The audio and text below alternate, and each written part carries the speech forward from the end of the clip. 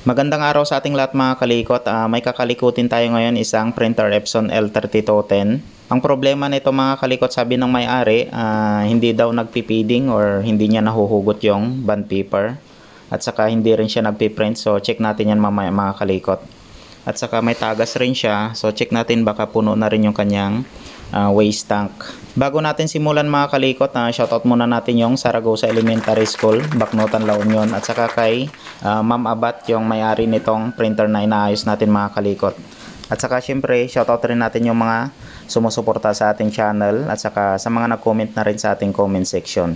Shoutout natin si Mumu Bien, Ian Maximo, Jacinto Camarines, Rian Roy Doliente, Hininyo Madayag, Arnold Halmasco, RG Morta, Henry Andres, Cybern de la Salota, Jay Dalisay, Tommy Redona, Fred Villalobos, Jeffrey Broquesa, Kim Escoses, Cydrex Andaya, Jan Arimas, Ian Main Alumno, Starweld, Belia Balala, Virgilio Maxian, Lidicar Bidana, Retro Trident at saka kay Gracia C. So maraming salamat guys sa pagsuporta sa aking channel. Kapag bago lang po kayo sa aking channel, huwag niyo pong kalimutang suportahan ng ating channel. Papindot lang po ng ating subscribe button at paklik na rin ng ating notification bell para lagi kayong updated sa mga bagong video natin mga kalikot. At saka huwag niyo rin pong kalimutang i-follow ang ating Facebook page. So tara guys, kalikutin na natin siya. Tara!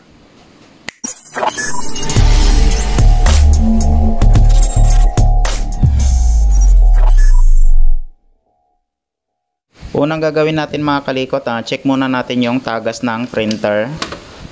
Ayan, ang lakas ng hangin malamang maingay na naman itong ating video. So check natin kung saan yung tumatagas. Check natin dito sa kanyang waste tank, baka puno na siya, tapos linisan na rin natin. Ayan, lakas ng hangin guys. Medyo lakasan na lang natin yung boses natin para marinig nyo sa video. Ayan, mukhang puno na yung kanyang waste tank kaya tumatagas na.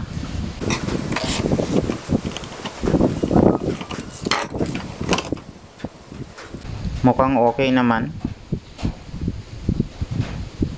So hindi pa siya puno mga kalikot. So check natin kung saan tumagas, baka dito nung nag-refill sila. So siguro sa ilalim lang. Ayan, dito nga baka nung nag-refill sila may natapon. So linisin ko na lang siya mga kalikot, tapos ibalik na natin tong kanyang waste tank kasi hindi naman puno. Tapos salpakan natin siya ng computer or laptop para ma-check natin kung ano yung error niya, kung bakit hindi siya nagpiprint. Tapos sabi rin ni ma'am, parang hindi siya nagpipiding or hindi niya hinuhugot yung bond paper natin. So check natin mamaya yung mga feeder niya.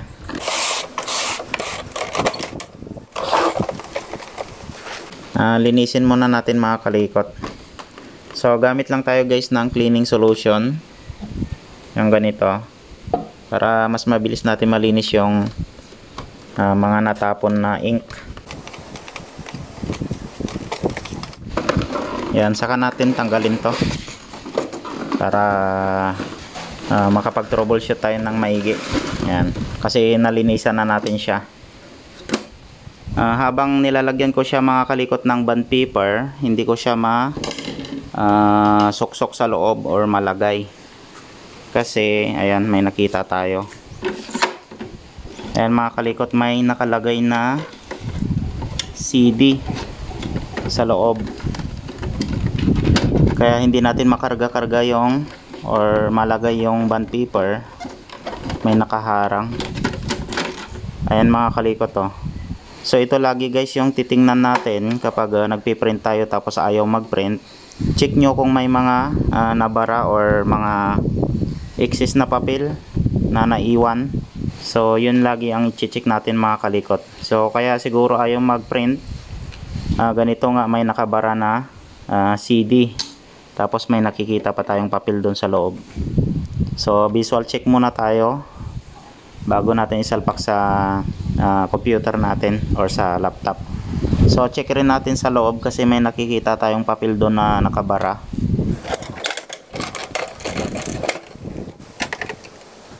Check rin natin dito sa harap. Lakas ng hangin Ayan, may stapler na naiwan. Bala ng stapler. Ayan So yan lagi yung i-check natin kapag may bumara mga kalikot. Kasi hindi magpipiding yung ating printer kapag may barado siya or may naiwang papel sa loob. Sungkitin na lang natin yung papel para hindi na natin baklasin itong scanner nya, para hindi na tayo mahirapan. Ayan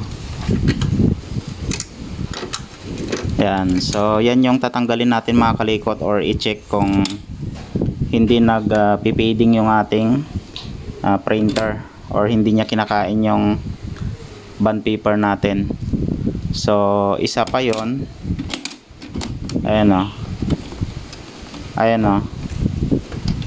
tanggal yung plastic na to, yung puti na malapit sa lower feeder nya. So mukhang tanggalin natin itong scanner nya mga kalikot, or check natin sa ibaba kung kaya nating ilagay na hindi na natin tatanggalin yung kanyang scanner. Ayan, tanggal siya Tapos check rin natin yung sa paper sensor nya. Ayan, okay naman, nandun pa yung spring, yung manipis na spring, so okay siya. Check na lang natin yung natanggal na to, yung plastic na yan. Bumaba na siya or na-disalign. Balik muna natin, na-check naman natin lahat. Wala namang ibang natanggal bukod dun lang sa plastic na yun sa malapit sa kanyang lower feeder. Tapos check natin sa ibaba. Ito guys yung natanggal may spring din yan, so kailangan ikabit rin natin. Ayan natanggal na yung kanyang spring. Ito siya mga kalikot. Ayan tanggal na sa butas nya. Tapos yung spring natanggal na rin. So ibabalik natin yung spring, tapos ipasok natin sa butas. Ayan, linisan muna natin. Daming sapot ng gagamba. Bali ilalagay ko lang mga kalikot, or ikakabit ko lang yung spring na to kasi medyo mahirap siyang ikabit kasi manipis lang siya. Kapag hindi natin nasakto na pagkakabit, na tatanggal. Tapos i-shoot ko na rin sa butas. Saka ko ipapakita sa inyo mga kalikot. Bali tatanggalin pala natin mga kalikot yung kanyang scanner. Mahirap ilagay yung spring, so kailangan tanggalin yung kanyang tray. Kaya tanggalin na lang natin para hindi tayo mahirapan.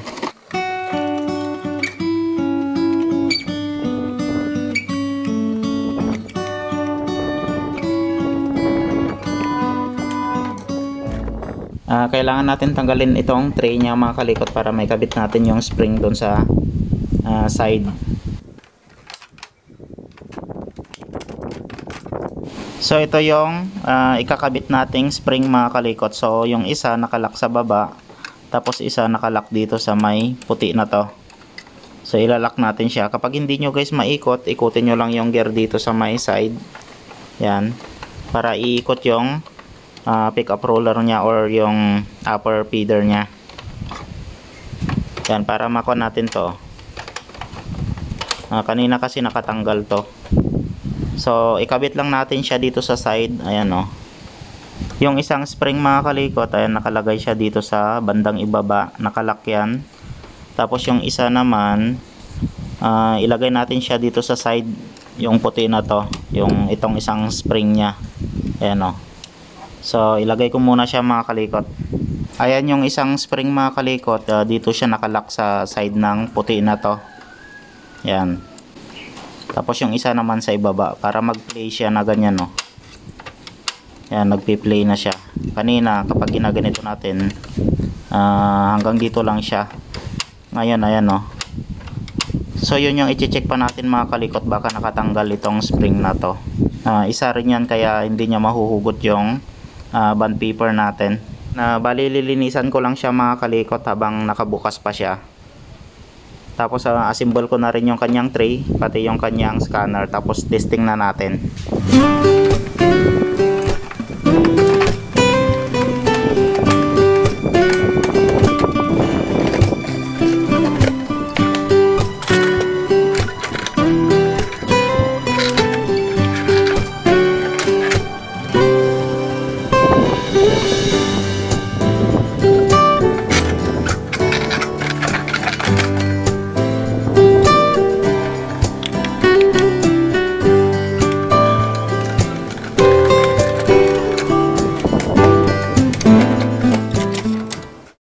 Na-plug na natin siya mga kalikot.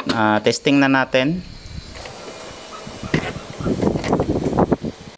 Ayan, nag-paper jam siya. So okay lang yun kasi inikot natin kanina yung kanyang pickup roller. Off ulit natin.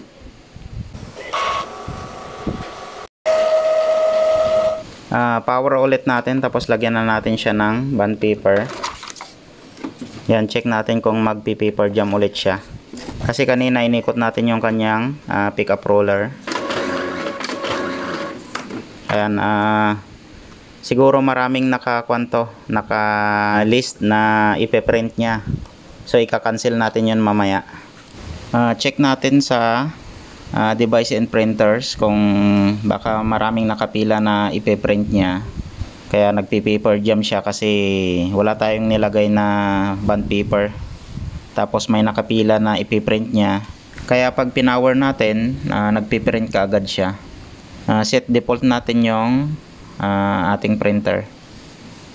Check natin kung may nakalist na ipiprint niya. So ayan nga. Cancel na lang natin. Yan.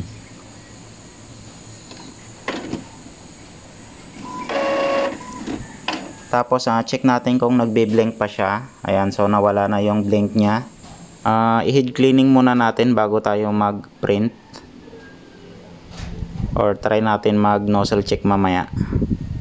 I-cleaning muna natin siya mga kalikot. Ayan, so update ko na lang kayo mamaya mga kalikot. A few moments later. Ayan, tapos na siya nag-head cleaning. Try natin mag-nozzle check.